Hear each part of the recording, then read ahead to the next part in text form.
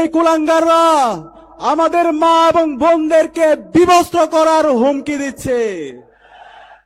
আমরা দেখতে পাচ্ছি একজন নেতা এসেছেন জুলাই বিপ্লব পরবর্তী ১.৫ বছর পরে।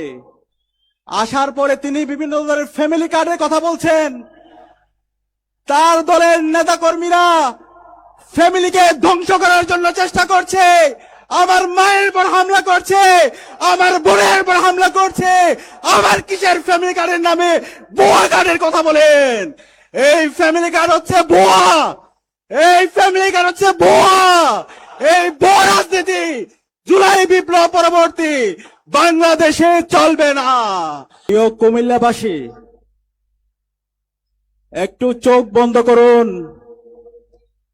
একটু ভাবুন। যে মা 10 মাস 10 দিন গর্ভধারণ করে আমাদেরকে জন্ম দিয়েছেন, আমাদের সবচেয়ে আদরের বোন, যাকে আমরা সবচেয়ে ভালোবাসি, সেই মাকে, সেই বোনকে এক ধরনের কুলাঙ্গাররা গত 1 সপ্তাহ জুড়ে তাদের উপর হামলা করছে। এই কুলাঙ্গাররা আমাদের মা এবং বোনদেরকে বিবস্ত্র করার হুমকি দিচ্ছে। আমরা দেখতে পাচ্ছি একজন নেতা এসেছেন জুলাই বিপ্লব পরবর্তী ১.৫ বছর পরে। আসার পরে তিনি বিভিন্ন ধরনের ফ্যামিলি কার্ডের কথা বলছেন। তার দলের নেতাকর্মীরা ফ্যামিলিকে ধ্বংস করার জন্য চেষ্টা করছে, আমার মায়ের উপর হামলা করছে, আমার বোনের উপর হামলা করছে। আমার কিসের ফ্যামিলি কার্ডের নামে ভুয়া কার্ডের কথা বলেন? এই ফ্যামিলি কার্ড হচ্ছে ভুয়া, এই ফ্যামিলি কার্ড হচ্ছে ভুয়া। এই ভুয়া রাজনীতি জুলাই বিপ্লব পরবর্তী বাংলাদেশে চলবে না। আমরা ফ্যামিলি কার্ড চাই না, আমরা ফ্যামিলির মেম্বার হতে চাই, যেটা আমাদের আমিরে জামাত, আগামীর বাংলাদেশের প্রধানমন্ত্রী, রাষ্ট্রনায়ক, আমাদের সকলের প্রিয় ডাক্তার শফিকুর রহমান গত 16 বছর জুড়ে তিনি দেখিয়েছেন। জুলাই বিপ্লব জুড়ে তিনি দেখিয়েছেন কিভাবে শহীদ পরিবারের সদস্য হতে হয়, কিভাবে বাংলাদেশের 18 কোটি মানুষের ফ্যামিলির মেম্বার হতে হয়। সুতরাং এই ফ্যামিলি কার্ডের নামে ভণ্ডামি জুলাই বিপ্লব পরবর্তী এই বাংলাদেশে চলবে না। আমরা একই সাথে দেখতে পেয়েছি এই আজকের যে বাংলাদেশ, আমাদের শহীদদের আত্মত্যাগের মাধ্যমে আজকে আমরা বাংলাদেশ পেয়েছি। এই নতুন বাংলাদেশে জুলাইয়ের শহীদদের আকাঙ্ক্ষা বাস্তবায়ন করার জন্য, জুলাই সনদের আইনি ভিত্তি দেওয়ার জন্য যেই গণভোট হচ্ছে, সেই গণভোটে হায়ের পক্ষে ওই নেতার কোন ধরনের ক্যাম্পেইন দেখতে পাই না। আপনারা কি দেখেছেন? ওই নেতা তার বিভিন্ন ধরনের প্রোগ্রামে বিভিন্ন ধরনের নাটক করে, কিন্তু তার নাটকের মঞ্চে একবারের জন্য আমরা হায়ের ডায়লগ শুনতে পাই না।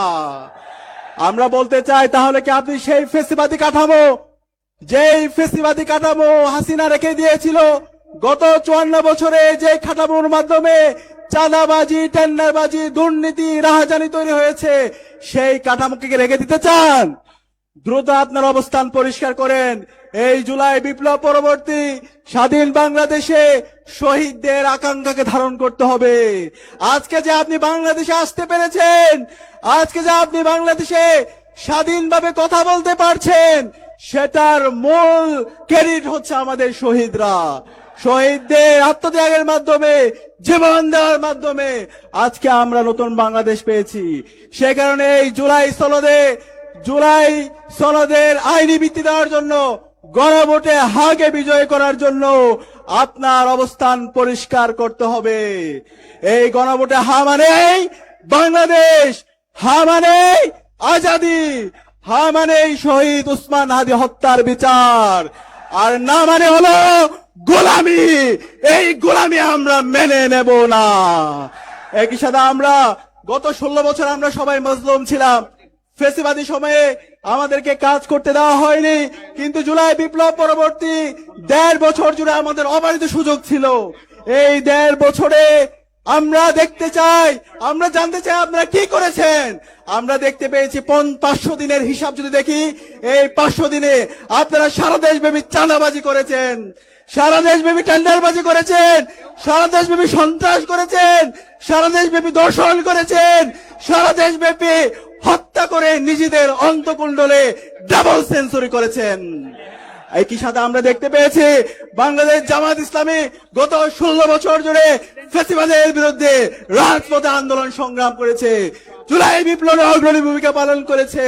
জুলাই বিপ্লব পরবর্তী 1.5 বছর জুড়ে বাংলাদেশের রাজনীতি কেমন হওয়া দরকার সেটা পুরো জাতির কাছে হাজির করেছে। জুলাই বিপ্লবকে সবচেয়ে ভালোভাবে ধারণ করেছে বাংলাদেশ জামাত ইসলামী।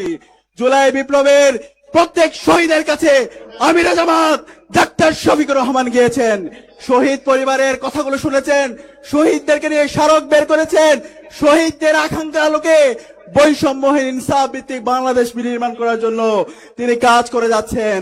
কিন্তু আমরা দেখতে পাই ওই দল বিভিন্ন ধরনের কথা বলে, কিন্তু তাদের এই কথা এবং কাজের মধ্যে আমরা কোনো মিল দেখি না। কথা এবং কাজের মধ্যে যাদের মিল নাই তাদেরকে কি বলা হয়, কাজে কি বলা হয়? সুতরাং সাবধান করছি, এই নতুন বাংলাদেশে যদি রাজনীতি করতে হয় জুলাইকে ধারণ করতে হবে, শহীদদের আকাঙ্ক্ষাকে ধারণ করতে হবে, গণভোটে হায়ের পক্ষে অবস্থান পরিষ্কার করতে হবে। আগামীর যে বাংলাদেশ হবে সেই বাংলাদেশ হবে ইনসাফের বাংলাদেশ। ইতিমধ্যে বাংলাদেশের তরুণরা ইনসাফের পক্ষে অবস্থান নিয়েছে। বাংলাদেশে 5টি ক্যাম্পাসে ছাত্র সংসদ নির্বাচন হয়েছে, ডাকসু, জাকসু, চাকসু, রাকসু, সর্বশেষ জকসুতে ইনসাফের পক্ষে বাংলাদেশের 4 কোটি তরুণরা তারা ইতিমধ্যে অবস্থান পরিষ্কার করেছে। আসন্ন 12 ফেব্রুয়ারি যে নির্বাচন, সেই নির্বাচনে ইনসাফের প্রতিনিধি, ঐক্যবদ্ধ বাংলাদেশের প্রতিনিধি, 11 দলীয় জোটের প্রতিনিধিদেরকে বিজয়ী করার জন্য সারা বাংলাদেশের সর্বস্তরের মানুষরা উন্মুখ হয়ে আছে। আগামীর যে বাংলাদেশ হবে সেই বাংলাদেশ হবে ইনসাফের বাংলাদেশ।